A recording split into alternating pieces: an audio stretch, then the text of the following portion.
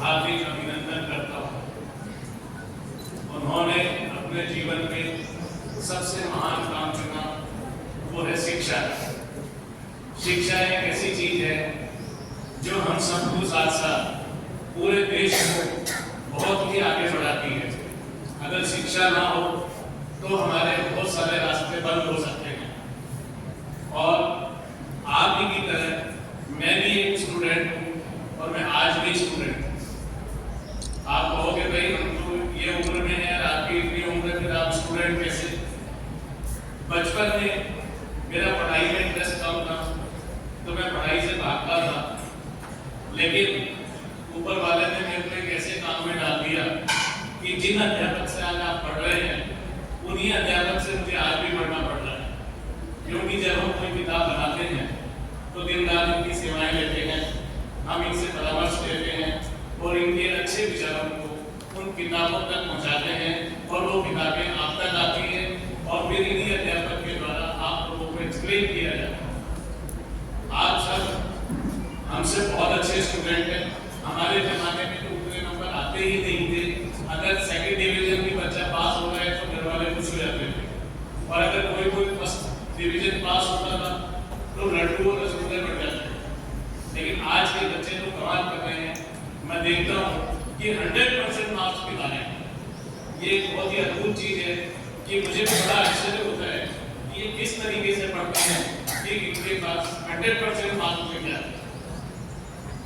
CBSE के एक अधिकारी से मेरी बात हुई थी और मैंने कहा सर एक काम करते हैं, जो स्टूडेंट टॉप करते हैं हम एक बार उनके पेरेंट्स से मिलते हैं और उनसे बात करके उनको कुछ नाम देते हैं और वो जो कॉपी में लिख के आते हैं वो हम बच्चों तक पहुंचाते हैं, ताकि उनको भी ये पता चले कि जो टॉपर स्टूडेंट थे वो किस तरीके से और नंबर लेके आते हैं, वो क्या लिखते हैं, किस तरीके से लिखते हैं कि वो 100% मार्क्स लाते हैं।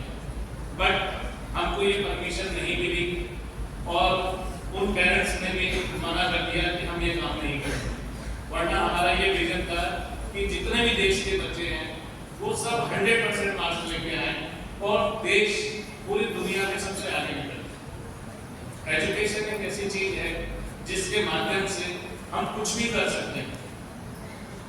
आप लोग सब भाग्यशाली लोग हैं कि आप आज एजुकेशन ले रहे हैं।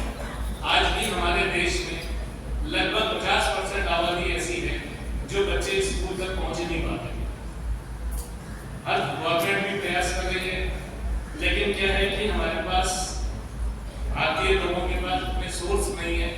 एजुकेशन थोड़ा सा खर्चीला विषय है, लेकिन जिसके पास फाइनेंस नहीं है, पैसा नहीं है, वो परिवार अपने बच्चों को एजुकेशन नहीं दिला पा रहे। फिर भी आज बहुत सारी संस्थाएं, बहुत सारे लोग, बहुत सारे उद्योगपति, सरकारें इस प्रयास में लगी हुई है कि बच्चों को कम से कम बेसिक एजुकेशन तो दिलवाई जाए ताकि वो चीजों को समझ सकें।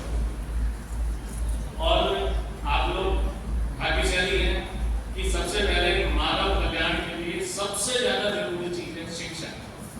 जिसने शिक्षा ली वो जिंदगी में कुछ नहीं कर सकता है, उसके पास कुछ भी करने का एक विजन बन जाता है, कॉन्फिडेंस आ जाता है। शिक्षा आपको कॉन्फिडेंस लाती है। जो एकदम पढ़ा लिखा बच्चा होगा, आप देखो कि वो बेचारा घबराया हुआ रहता है, उसके पास विचार नहीं होते, उसको कोई नॉलेज नहीं होती, तो उसका पूरा जीवन समाप्त हो जाता है। इंसानी जीवन मिला लेकिन वो कुछ भी नहीं कर पाता है। लेकिन बहुत सारी संस्थाएं इस चीज का प्रयास कर रही है और एजुकेशन को महत्व को समझ रही है और एजुकेशन को आगे बढ़ा रही है। और मैं आप सभी बच्चों का भी धन्यवाद करता हूँ कि आप लोग बहुत अथक प्रयास करते हो। आपके साथ साथ आपके अध्यापक भी बहुत अथक प्रयास करते हैं। आपको पढ़ाने के लिए पहले वो पढ़ के आते हैं, उसके बाद आपको समझाते हैं और इतना इजी वे में समझाते हैं कि एजुकेशन आपको बर्डन ना लगे। एजुकेशन को आप एंजॉय करें और जिस चीज को आप एंजॉय करेंगे निश्चित रूप से आप उसमें 100% मार्क्स ले आएंगे। एजुकेशन कभी भी बर्डन का विषय नहीं, एजुकेशन एंजॉय करें।